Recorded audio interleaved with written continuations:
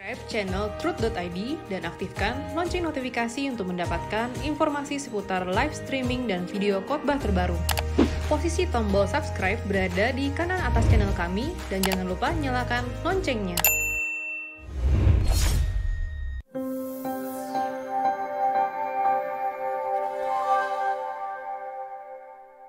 Dia harus membuktikan kelasnya sebagai anak Allah. Roh di dalam diri Yesus itu Allah anak. Jelas statusnya. Tapi keberadaannya belum.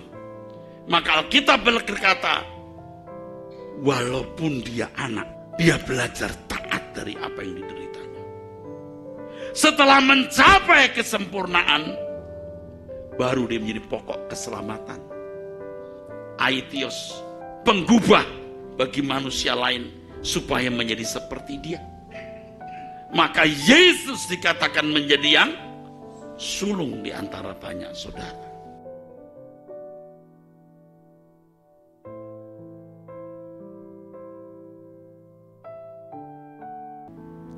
Shalom ibu-ibu yang kekasih dan kaum wanita yang disayangi Tuhan. Kembali kita pada acara Wanita Surgawi, ya.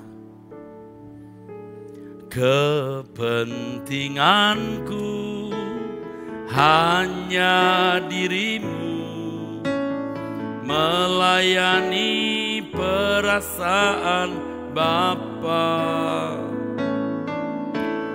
Di matamu ku istimewa, hidup bagimu sepenuhnya.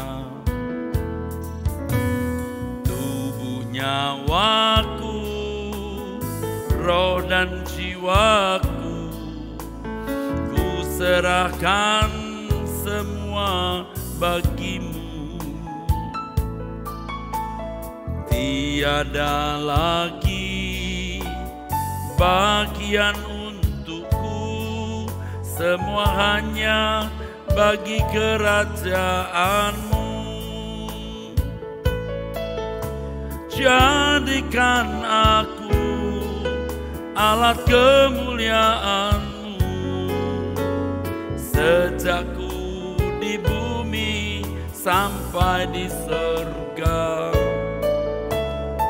Setiap saat kau memandang diriku, dalam segala hal menyenangkanmu. Jadikan aku alat kemuliaanmu, sejak ku di bumi sampai di surga. Setiap saat kau memandang diriku, dalam segala hal menyenangkanmu.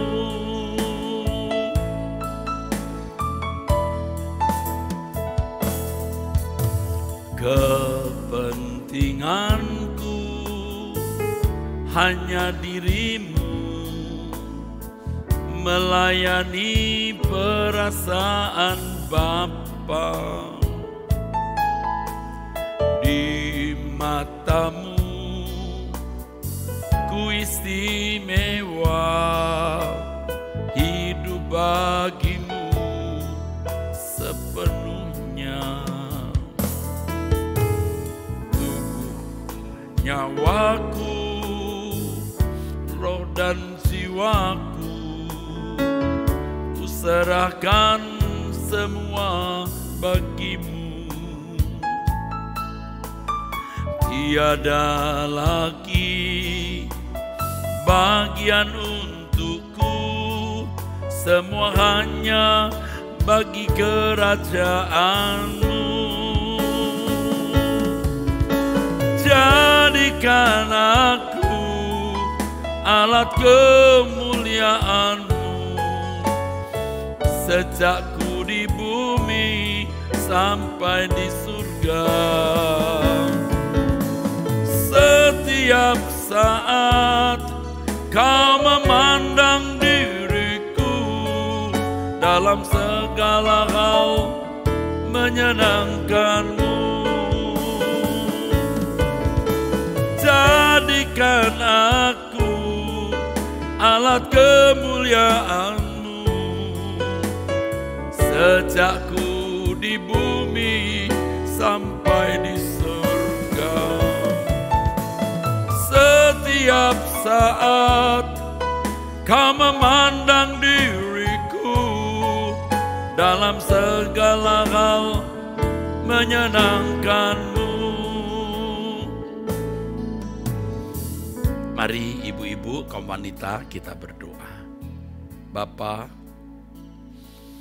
terima kasih untuk kesempatan di mana firman-Mu diberitakan, kebenaran-Mu disampaikan, nasihat-Mu Engkau anugerahkan kepada kaum ibu, kaum wanita. Pakailah mulutku ini ya Bapa untuk mengatakan apa yang Engkau kehendaki untuk kukatakan. Aku memilih Engkau Bapa dan mau setia sampai mati. Terima kasih Bapa. Dalam nama Tuhan Yesus Kristus. Amin.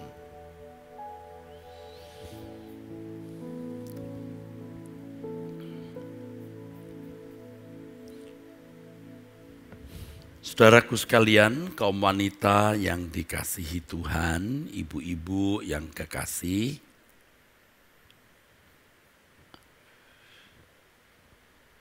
kalau ibu-ibu benar-benar konsekuen dan konsisten mengikuti apa yang saya ajarkan,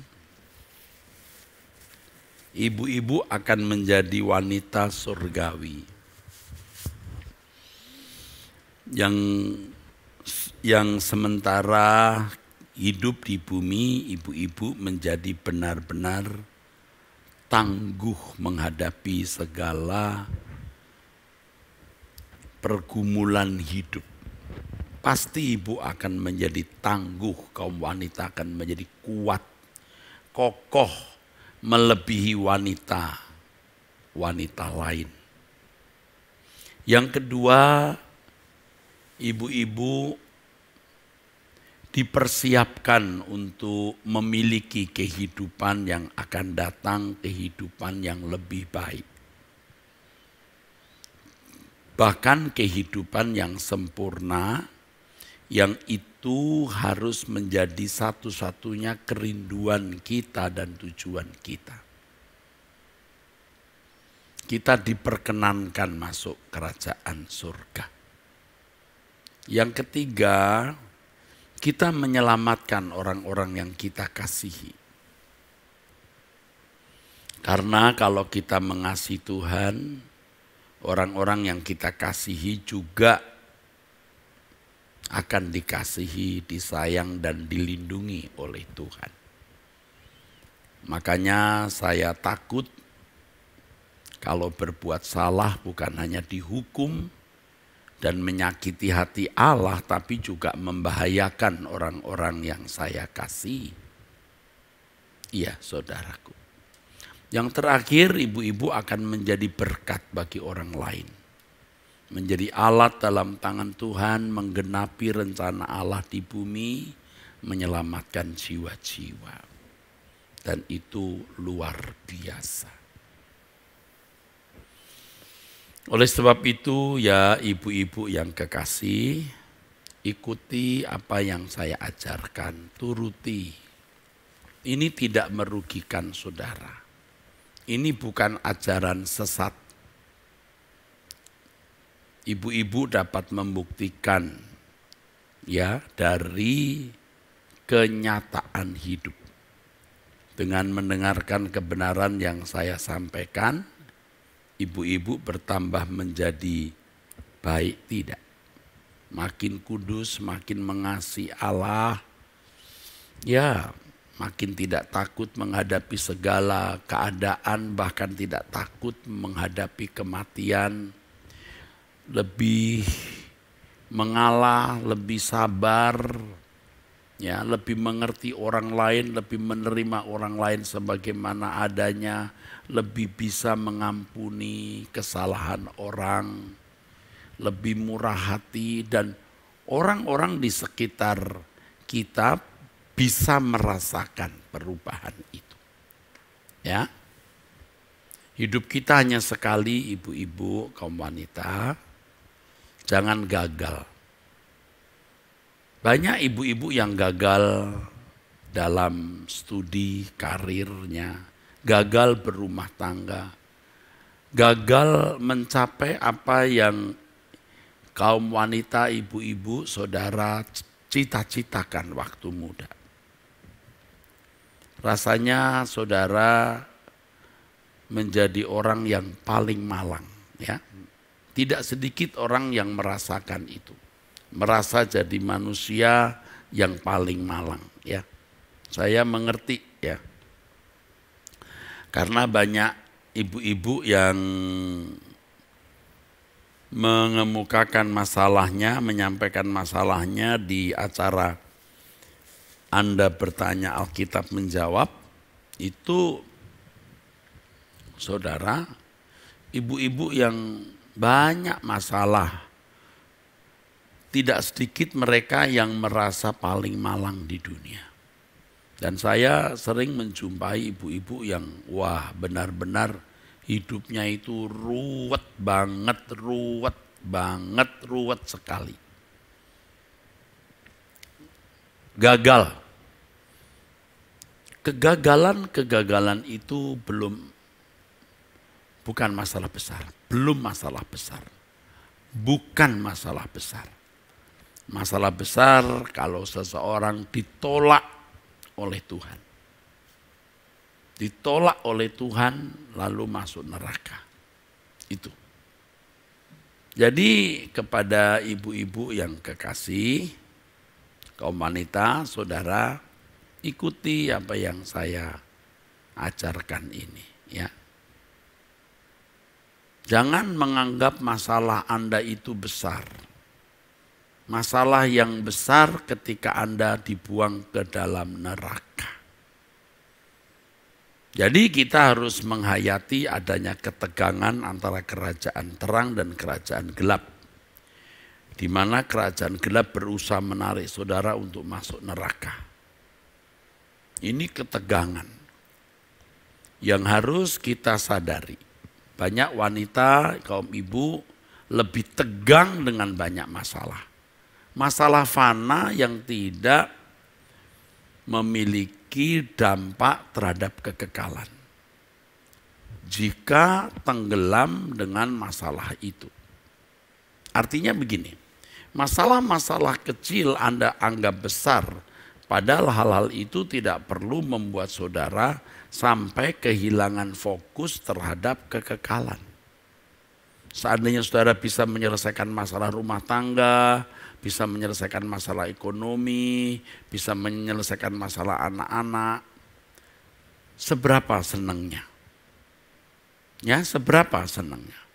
Seandainya saudara memiliki keluarga yang bahagia, tidak bermasalah, semua serba sukses, berhasil, sehat, lalu hanya 70-80 tahun di dunia ini, apa artinya? Nah, kita merindukan kehidupan yang akan datang nanti bersama-sama dengan orang yang kita kasihi. Tetapi di dunia ini pun kita juga masih bisa menikmati kehidupan. Biar rumah kontrak, biar makan hanya dengan ikan asin sambal terasi tok, enak. Ya, biarpun tinggal di rumah bocor-bocor, enak. Karena kebahagiaan kita hanya Tuhan dan kerajaannya. Walaupun saudara tidak memiliki teman hidup, pasangan hidup, atau pasangan hidup Anda mengkhianati, anak pun tidak peduli, saudara masih bisa menikmati Tuhan. Dan saudara akan menyelamatkan mereka yang saudara kasihi. Nah, saudaraku, oleh sebab itu, hati kita ini harus kita pindahkan ke kerajaan surga. Kalau saudara tidak memindahkan hati di kerajaan surga, Saya mau bicara apa saja juga tidak akan nyangkut. Karena fokus hidup saudara masih di bumi. Nah, itu masalahnya. Banyak orang Kristen yang tidak menyadari.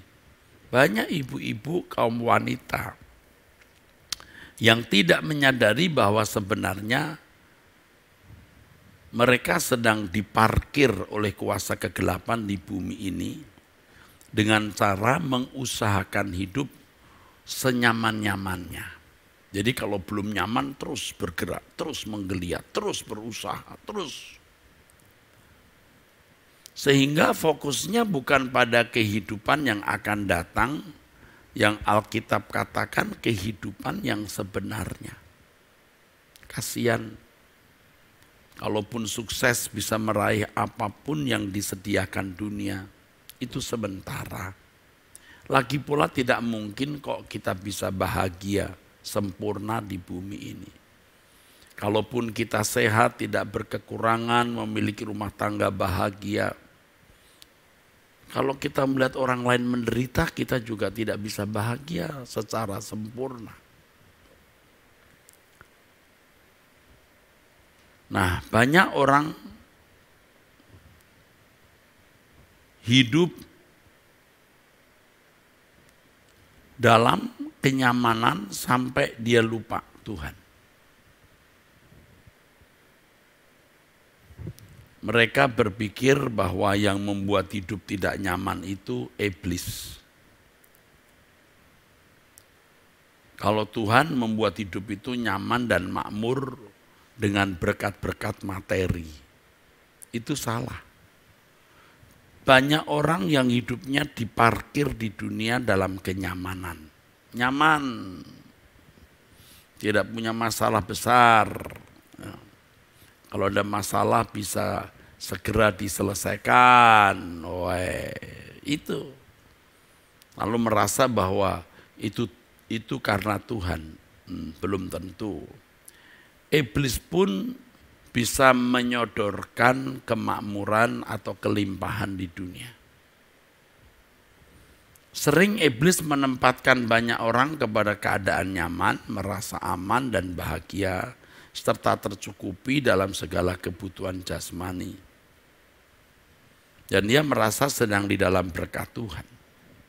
Padahal belum tentu.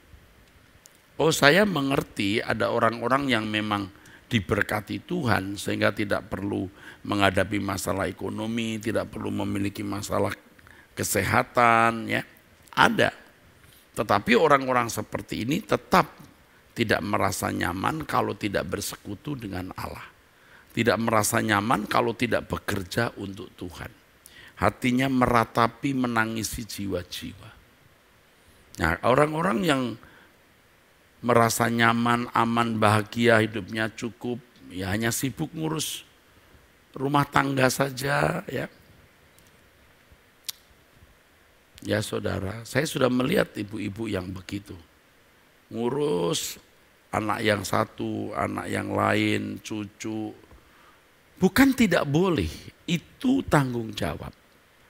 Tetapi jangan lupa, yang terutama adalah mempersiapkan diri untuk masuk kerajaan Allah atau diterima di kemah abadi. Nih, perhatikannya. Ibu-ibu yang hidupnya nyaman ya, ekonomi sudah baik ya. Nanti kalau libur, keluarga besar, keluar negeri, atau pergi ke tempat wisata. Lalu sibuk membangun rumah anak nomor 1. Lalu sudah bangun rumah, tahun berikutnya sibuk mempersiapkan perkawinan anak kedua. Itu hitungan tahun. Kalau hitungan bulan, hari ini memperbaiki lemari pakaian. Besok, seminggu ini maksud saya, minggu depan memperbaiki dapur kitchen setnya. Hari ini mau mencoba resep kue bolu. Besok mau memasakkan ya, ayam obat untuk anak yang itu. Hari berikut, ulang tahun cucu yang kesekian. Bukan tidak boleh, tapi hidupnya hanya diwarnai kesibukan-kesibukan seperti itu. Nanti ada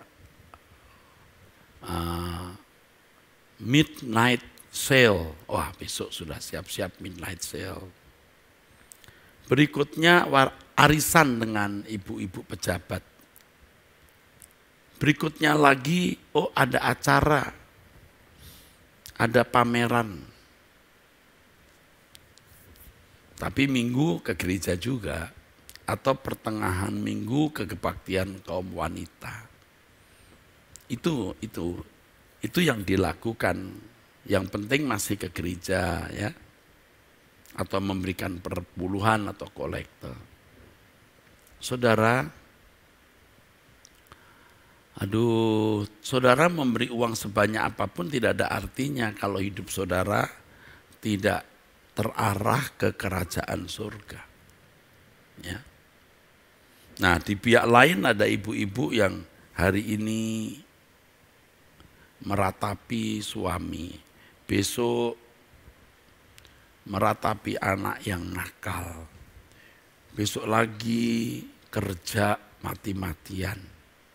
Dari hari ke hari penderitaan. Ya, ia tenggelam dalam penderitaan itu. Boro-boro mikir surga, hidup di dunia saja juga sudah susah. Dan terus terang lebih banyak wanita seperti ini, saudara. Bangun pagi, pergi ke pasar atau ke warung atau ke toko, sore sudah pulang. Atau pergi kerja, sore baru pulang, di tengah kemacetan lalu lintas. Hanya melihat anak sebentar, anak tidur, dia juga tidur, pagi-pagi berangkat lagi.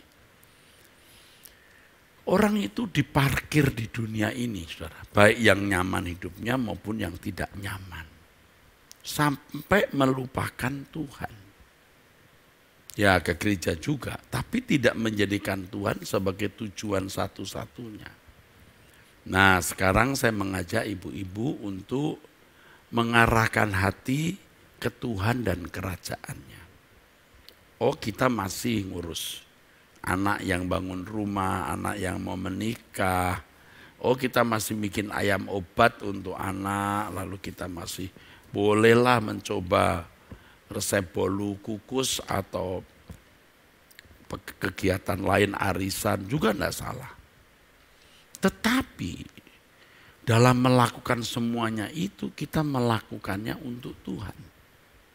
Nah, bagaimana bisa melakukan semua itu untuk Tuhan? Kalau kita memiliki pemahaman yang benar mengenai apa hidup itu. Hidup kita di bumi ini hanya untuk mengalami proses penyempurnaan menjadi seperti Yesus, punya karakter yang agung seperti Allah. Nah, pengalaman-pengalaman hidup itu menjadi sarana Allah membentuk kita. Jadi ya memang harus hidup di tengah masyarakat dengan segala kesibukannya.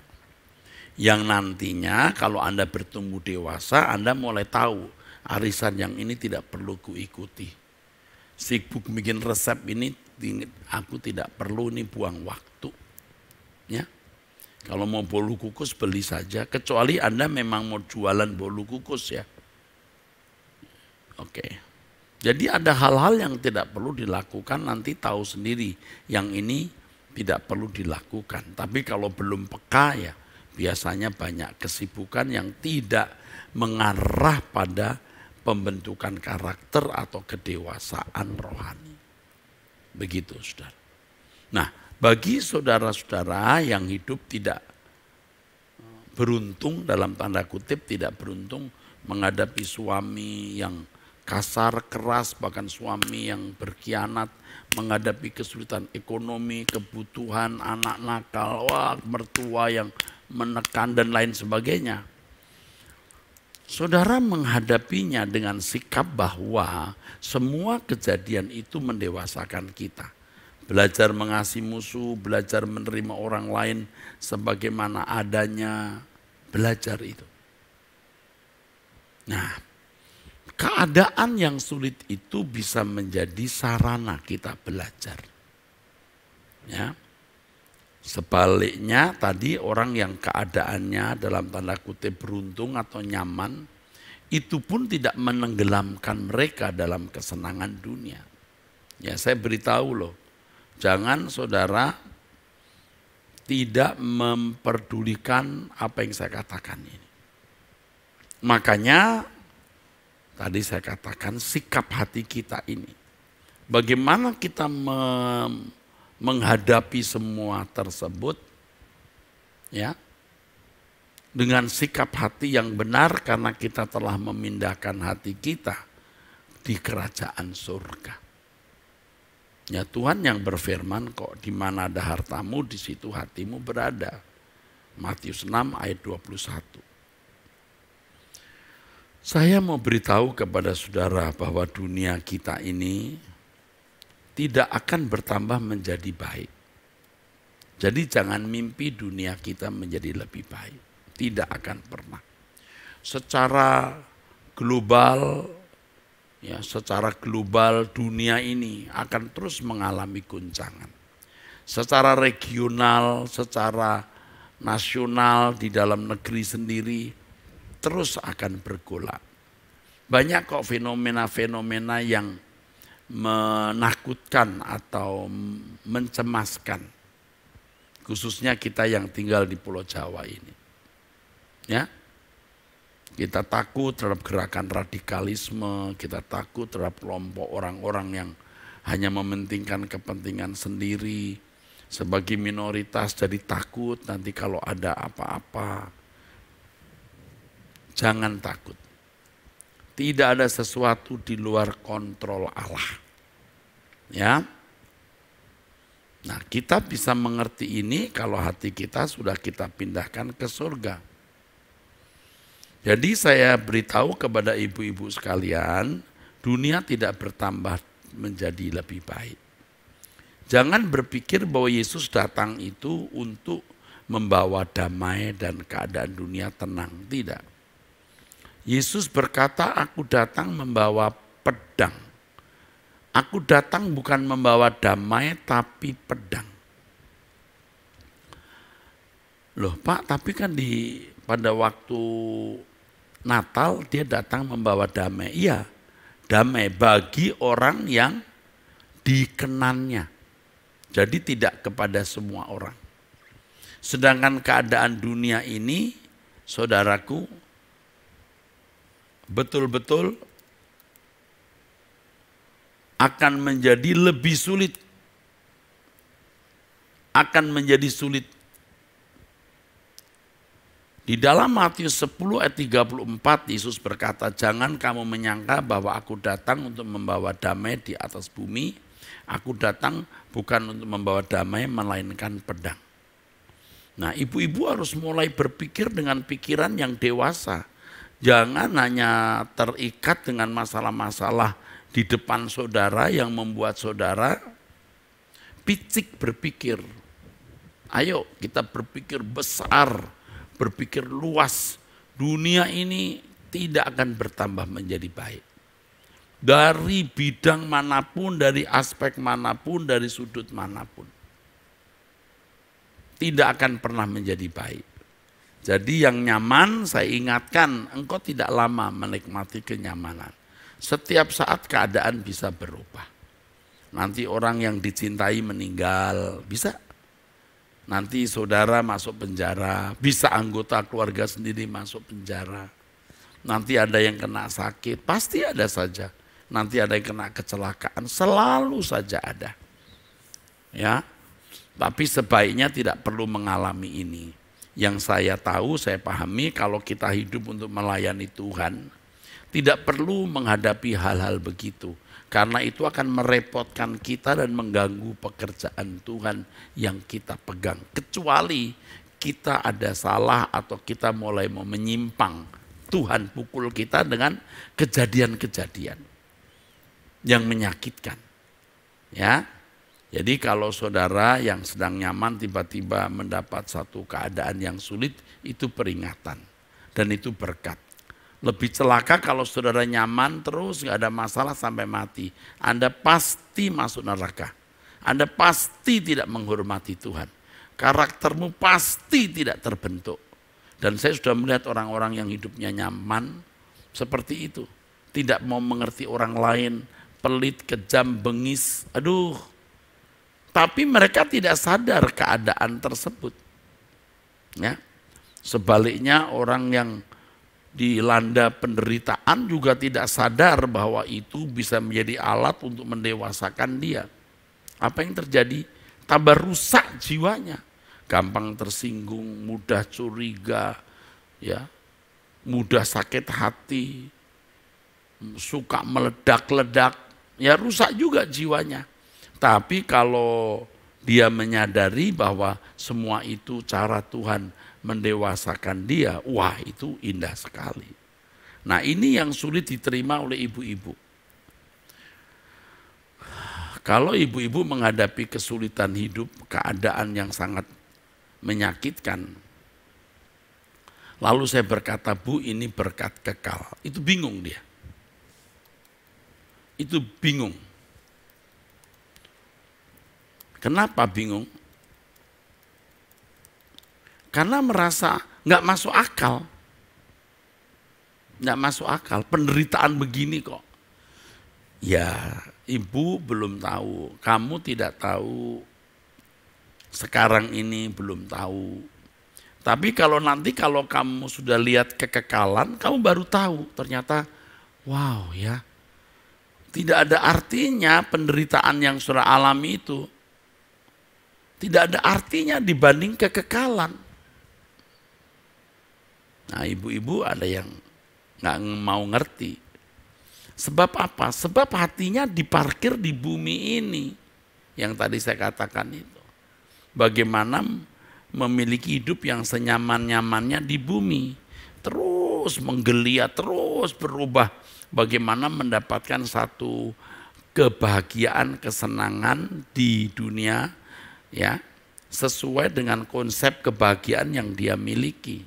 Punya suami yang setia, banyak duit, anak-anak yang sukses sekolahnya, kuliahnya berhasil, menikah dengan orang yang disetujui orang tua.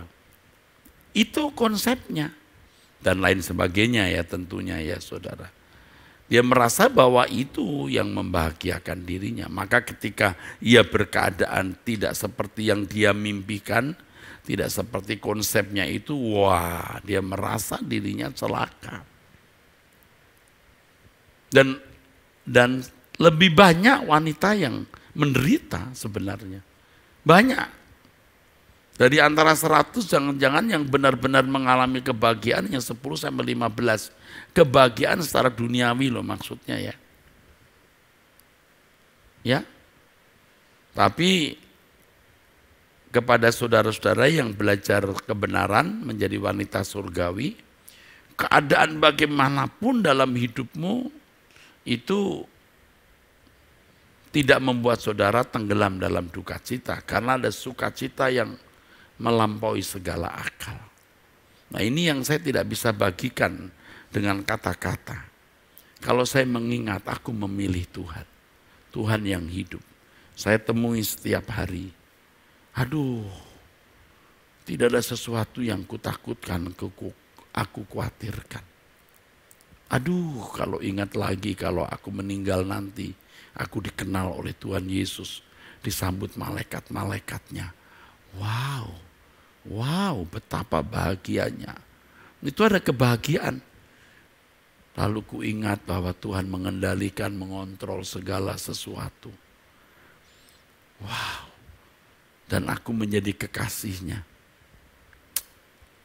Dan ini yang saya usahakan. Dan Tuhan senang melihat hidupku. Aku bisa menyenangkan. Aku bisa membahagiakan hati Tuhan. Aku bisa menghibur dia. Di tengah-tengah duka cita Tuhan melihat dosa dan kejahatan manusia. Ini saudara. tidak memarkir hati kita di bumi. Sebab kalau saudara mau mimpi hidup nyaman, tidak mungkin. Dunia ini tidak ada kenyamanan. Saudara yang sekarang lagi nyaman, ya tunggu saja, pasti ada masalah. Pasti. Lalu seberapa sih bahagianya? Kok miskin sekali cara berpikir saudara? Jadi kepada saudara-saudara yang sekarang, ibu-ibu yang sekarang menghadapi kesulitan, masalah, ya, ada yang tidak selesai-selesai itu masalah. Aduh, jadi seperti berkarat di dalam hidupmu dan Tuhan seperti tidak mau mengangkat. Itu pun sebenarnya memuat atau mengandung berkat kekal. Ini ekstrimnya nih ya, ekstrimnya. Tapi Pak, saya punya anak satu-satunya, laki cantik-cantiknya, meninggal dunia. Wah, nah ini kan juga saya hadapi saudara, kasus ini. Waduh, beratnya. Tapi puji Tuhan, keluarga ini sudah mengenal kebenaran. Kalau tidak bisa gila. Sudah tidak punya anak lagi, punya anak satu-satunya cantik meninggal. Berat itu. Tapi ini bisa menjadi berkat abadi. Dengan keadaan ini, ya sudah mengarahkan diri ke Tuhan. Kan tidak berpisah selamanya, suatu hari ketemu dengan anak ini. Dan ini merupakan cara Tuhan yang membawa keluarga ini melayani Tuhan. Ya tidak harus mesti aktif di gereja, tapi pasti memiliki peran dalam pelayanan pekerjaan Tuhan atau dalam pelebaran kerajaan Allah. Ya. Jadi jangan diparkir di bumi dengan mengharapkan kenyamanan hidup. Ini inti khotbah saya. Tidak mengharapkan kenyamanan di bumi. Tidak mengharapkan kenyamanan hidup di bumi. Jadi ketika saudara menghadapi keadaan sulit, penderitaan, kekecewaan, pengkhianatan, itu harus dijadikan berkat kekal. Dari cara itulah Tuhan membela saudara. Saya pernah mengatakan ini kepada seseorang dan saya kemukakan juga di mimbar. Seorang ibu yang merasa dikhianati suami lalu tidak punya apa-apa dalam hidup ini. Saya katakan begini, seandainya kau punya suami baik, kau punya anak, ya, lalu kamu punya uang, mungkin kamu tidak mencari kebenaran. Kamu bisa kamu tenggelam dengan kesenangan-kesenangan dunia, bertemu ibu-ibu pejabat, lalu kamu sibukannya bagaimana mempermak muka, jalan-jalan, lalu itu kamu terhilang. Tapi dengan keadaan ini tidak ada suami, tidak ada anak, tidak punya apa-apa, kamu bisa fokus ke Tuhan dan melayani Dia, dan itu berkat kekal. Ini contoh ekstrim ya saudara. Nah saudara pasti punya keadaan tertentu yang menurut Anda itu kemalangan. Jangan berpikir begitu. Wanita surgawi memandang keadaan sulit itu berkat kekal. Ya. Tuhan membela saudara itu bukan hanya pada waktu Anda punya kesulitan keuangan lalu dapat uang, Anda dianiaya, diperlakukan tidak adil lalu Anda dibela Tuhan, orang itu dihukum, dibunuh. Bukan begitu. Ya. Bukan begitu. Kadang-kadang kita punya kesulitan keuangan, tetap saja itu punya kesulitan keuangan gak selesai-selesai. Tapi gak mati juga. Kita dibenci orang, kita disakiti orang, orang itu masih sehat, kuat, bahkan lebih kuat, malah tambah menyakiti kita. Bisa tuh begitu? Kok bisa ya? Ya bisa saudaraku. Kenapa? Ya karena Tuhan mau membela saudara. Loh bagaimana sih Pak kok membela saya begitu? Oh ya, Seperti ketika di zaman gereja mula-mula, orang-orang Kristen teraniaya. Dengan penganiayaan itu, orang Kristen justru, saudara, menjadi murni imannya. Wah, teraniaya luar biasa. Kehilangan harta, keluarga, nyawa disiksa. Tapi begitu masuk kekekalan, wah, semua penderitaan lenyap. Tuhan, Engkau pembelaku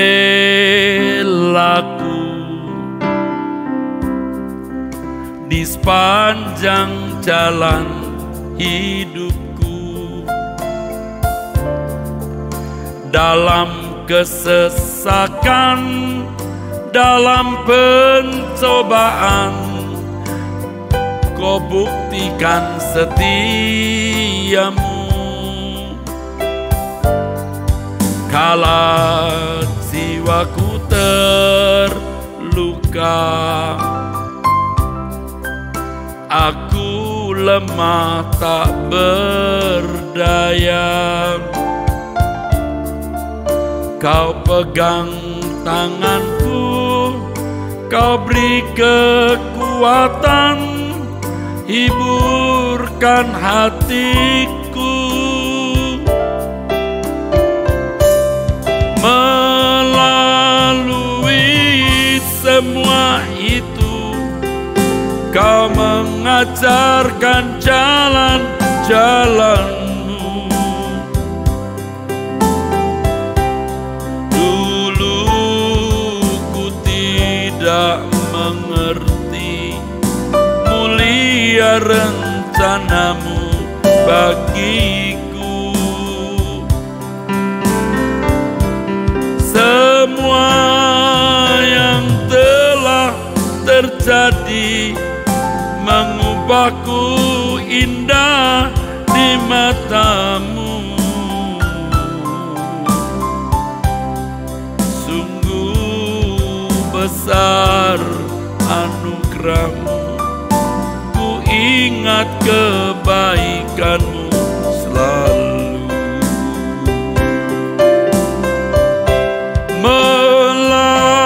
Melalui semua itu, Kau mengajarkan jalan-jalan-Mu.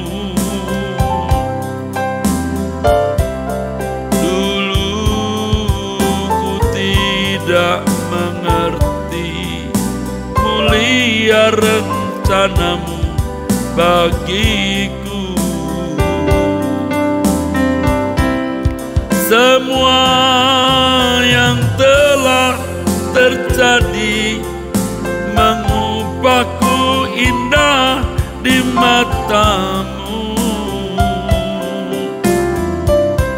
Sungguh besar anugerah-Mu, ku ingat kebaikan-Mu selalu. Jadi bagi saudara yang sekarang ini merasa tidak punya persoalan, Anda justru punya persoalan besar. Yaitu saudara harus menemukan kehendak Tuhan dalam hidup saudara dan rencana Tuhan dalam hidup saudara yang saudara harus penuhi. Dan itu persoalan kita. Ya. Saudara yang sekarang punya masalah-masalah berat, masalah-masalah yang menyakitkan, saudara harus mengerti bahwa masalah yang besar bukan masalah-masalah ekonomi, rumah tangga, karir, anak, dan lain-lain. Masalah yang besar adalah kalau kita tidak diterima Tuhan di kemah abadi. Jadi orang yang nyaman terparkir hidupnya dalam kenyamanan di dunia, orang yang menderita terparkir dalam penderitaan di dunia. Ini konyol semua, dua-duanya konyol. Ya, saudara sekarang harus keluar dari keadaan itu. Ya, kalau saudara tidak mulai sekarang belajar keluar kalau pakai istilah orang muda itu move on, ya tidak bergerak keluar. Sampai mati saudara akan terus mengalami penderitaan. Terus mengalami tekanan-tekanan itu. Dan saudara benar-benar menjadi konyol hidup ini. Konyol, hidup ini jadi konyol, saudara. Sayang ya, banyak orang mengajarkan salah ya. Jadi kalau ada masalah itu didoakan, yuk didoakan. Supaya masalahnya bisa diangkat Tuhan.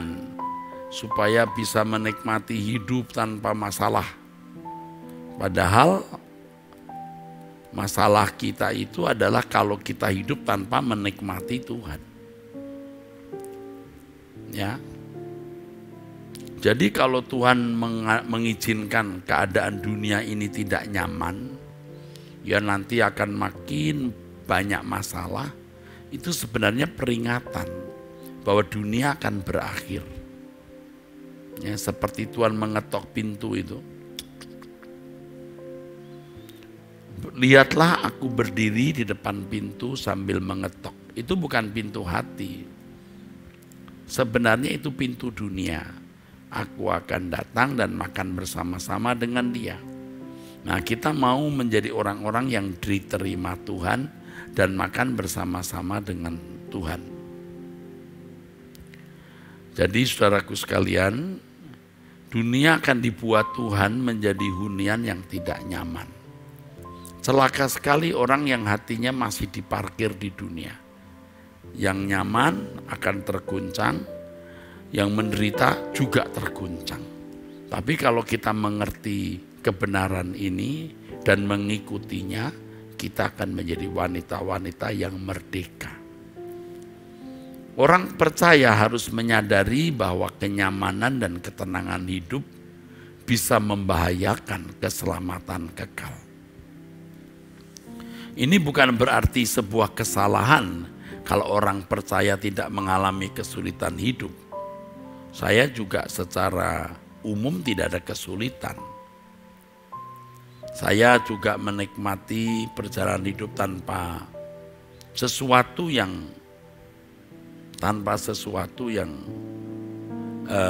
membuat saya susah. Jadi secara umum saya tidak punya masalah. Tetapi masalah saya hari ini bagaimana saya menyampaikan suara kebenaran, bagaimana jiwa-jiwa diselamatkan, diubah di tengah-tengah pengajaran-pengajaran sesat dunia ini. Nah, sementara saya juga harus membenahi diri untuk menjadi teladan dan contoh. Nah, itu pergumulan. Dan Tuhan mempercayakan masalah-masalah orang yang seperti masalah saya sendiri.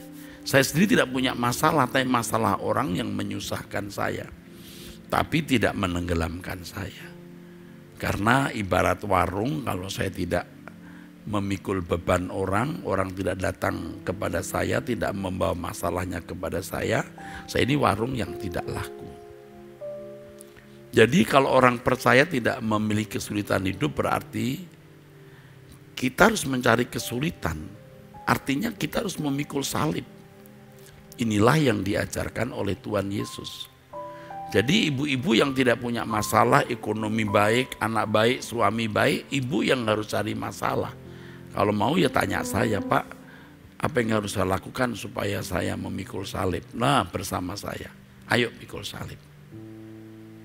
Nah, tapi jangan saudara pikir saya mau memanfaatkan saudara. Wow, saya tidak mau tuh. Ya bukan dalam arti kesombongan ya, harga diri iman kita jangan bergantung kepada manusia. Tapi kalau ada ibu-ibu yang sekarang ini nyaman, ekonomi bagus, orang suami bagus, anak-anak, cucu-cucu, wah bagus.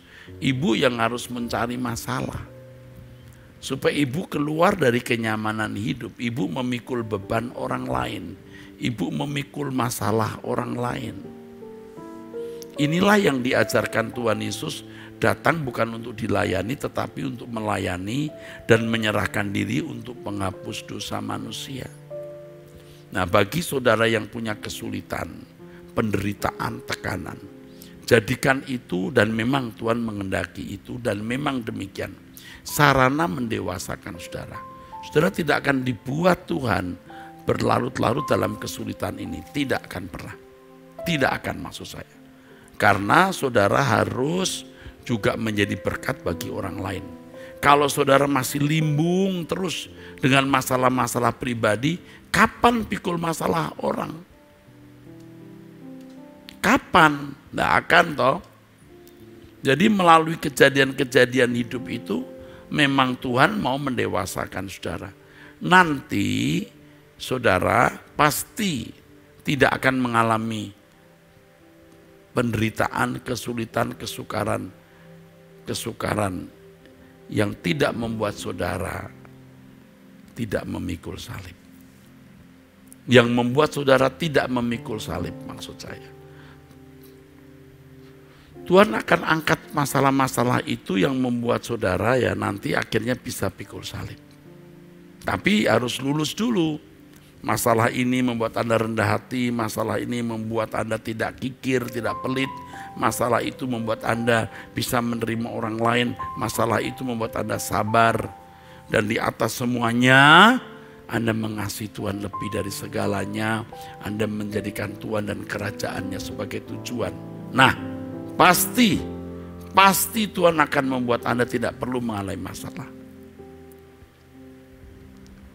Saya sering bertemu orang yang terus-menerus jadi masalah. Pasti hidupnya tidak beres, karakternya tidak beres. Biasanya orang-orang seperti itu nanti akan jadi benalu bagi orang lain dan tidak berguna. Oh, saya tidak katakan kalau saudara sekarang ini hidup oleh kemurahan Tuhan lewat orang lain. Oh, itu tidak salah. Tuhan memang membuat mekanisme itu. Tetapi saudara pasti berguna bagi orang lain juga. Anda menerima, Anda memberi. Ya sama seperti saya, juga menerima dan memberi. Yesus datang ke dunia ini memang melayani orang. Ia membawa kesulitan bagi dirinya sendiri, saudaraku. Tapi demi berkat bagi keselamatan orang lain. Jadi sekarang kalau ada ibu-ibu yang tidak punya masalah, semua serba nyaman, ya carilah kesulitan. Kesulitan orang, beban pekerjaan Tuhan. Tapi jangan menjadikan pelayanan sebagai kesenangan pribadi. Ada kehormatan, pokoknya seneng aja. Tapi secara duniawi tidak menyenangkan Tuhan. Jangan begitu, saudaraku. Saudara, akhirnya kalau kita tidak memarkir hati kita di dunia ini, saudara, kita akan menjadi orang-orang yang mengikuti jejak Tuhan Yesus. Tuhan Yesus itu musafir, saudara. Yesus berkata, serigala mempunyai liang dan burung mempunyai sarang, tetapi anak manusia tidak memiliki tempat untuk meletakkan kepalanya. Dia yang kaya jadi miskin supaya manusia yang miskin dapat dijadikan kaya. Menyadari kebenaran ini, maka saudara-saudara ayo mengikutinya, meneladani hidup Yesus. Ingat, kita hanya menumpang di dunia ini. Ayo keluar dari keadaanmu yang membahayakan itu. Yang nyaman, jangan tenggelam dengan kenyamananmu.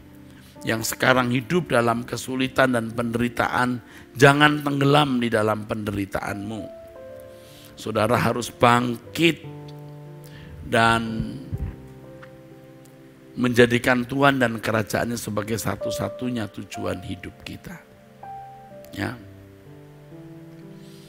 Saudara tidak akan pernah menyesal ya mengikuti kebenaran ini dan menjalaninya. Tidak akan pernah menyesal. Jangan sampai saudara terhilang. Ya. Saya sudah mengingatkan ini. Dan saya percaya, saya kira ada ibu-ibu yang hidupnya sudah senyaman-nyamannya. Sibuk hanya melihat hanya pergi shopping, hanya jalan-jalan, hanya mikir kuliner ya. Aduh, belum lagi ibu-ibu muda yang masih mau pacaran lagi, waduh. Karena punya duit main dengan brondong misalnya, itu lebih jahat lagi, itu bakal binasa. Tapi tadi saya katakan lebih banyak yang menderita ibu-ibu. Tapi jangan tenggelam dalam penderitaan. Temukan nasihat Tuhan, pembentukan Tuhan, proses Tuhan melalui penderitaan itu. Temukan. Dan kalau saudara sudah diubahkan Tuhan melalui pergumulan hidup itu, maka Tuhan akan angkat nanti masalah-masalah itu. Supaya Anda tidak terganggu di dalam melayani Tuhan. Tuhan juga tidak ingin saudara sibuk, saudara ribet, gaduh dengan masalah-masalah pribadi, sampai saudara tidak punya kesempatan untuk menopang orang lain. Saudara, dari pengalaman hidup saya, tidak berlebihannya saya mengatakan, Tuhan sebagai saksi, saya banyak penderitaan dan kesulitan sejak muda. Sejak muda saya mengalami banyak kesulitan, banyak penderitaan. Tapi ternyata itu mempersiapkan saya untuk melayani Tuhan dengan benar. Sudah menjadi pendeta pun saya mengalami banyak penderitaan. Sampai saya tanya kepada orang, saya berkata dengan tulus, apakah ada orang yang menderita separah saya ya? Ya. Dibully, difitnah, waduh saudara. Dirusak nama baik saya. Bukan hanya di Indonesia, sampai ke luar negeri. Tetapi ternyata itu baik saudara. Itu finishing buat saya, supaya saya finishing well. Karena kesombongan, keangkuhan, harga diri, prestis, tanpa kita sadari itu bertahta di dalam hati kita. Bertahta di dalam hidup kita. Dalam hidup saya maksudnya, maka Tuhan hajar. Dengan berbagai persoalan, berbagai kesulitan, dan melalui kesulitan-kesulitan itu, Tuhan membentuk saya. Saya bisa melewatinya. Jadi kalau sekarang saudara merasa teraniaya dengan keadaan, ada berkat kekal di situ. Ya, Anda sulit menerimanya bukan? Tapi terimalah. Masa Pak suami yang mengkhianati aku, berkat kekal. Oh ya, buat Anda yang mau mendengar, Anda keadaan ini diubah jadi berkat kekal. Tapi juga bisa jadi kutuk. Anda mikir terus, stres terus, lalu jadi kanker, jadi tumor, bisa. Anda sakit jiwa, gampang marah, curigaan kepada orang, nah itu bisa. Tapi saudara jangan memilih yang negatif, pilih yang positif. Aku dulu lahir tanpa suami ini, tanpa pria ini. Aku nanti pulang sendiri. Anda tidak punya jodoh, Anda berkata, memang aku datang sendiri dan pulang sendiri. Tidak wajib harus punya jodoh. Tidak punya anak juga nggak wajib punya anak. Mungkin Anda berkata, tapi Pak, masalah yang saya hadapi besar sekali Pak, saya nggak sanggup. Nggak mungkin nggak sanggup. Anda jangan mengecilkan Tuhan. Anda jangan memfitnah Tuhan. Tuhan tidak mungkin memberikan pencobaan melampaui kekuatanmu. Bersahabat dengan Tuhan.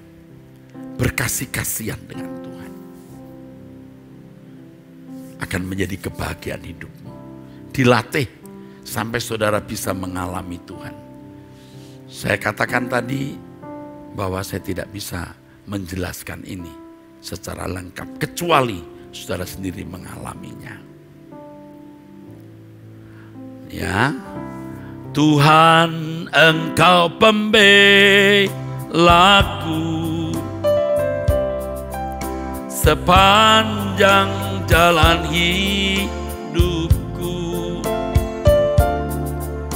Dalam kesesakan, dalam pencobaan, Kau buktikan setiamu. Kala jiwaku terluka, aku lemah tak berdaya, Kau pegang tanganku, Kau beri kekuatan, hiburkan hatiku. Terima kasih Tuhan. Melalui semua itu, Kau mengajarkan jalan-jalan.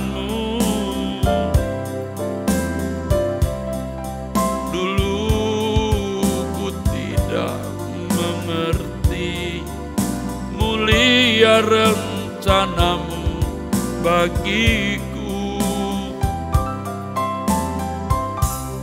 semua yang telah terjadi mengubahku indah di matamu. Sungguh besar anugerahmu, ingat kebaikanmu selalu. Ibu akan mendapatkan kekuatan, kaum wanita akan mendapatkan kekuatan dengan mendengar firman ini. Ingat, yang lagi nyaman-nyaman, jangan hanya berdandan, jangan hanya sibuk ngurusi wajah dan tubuhmu, yang nanti juga akan dikubur di bumi,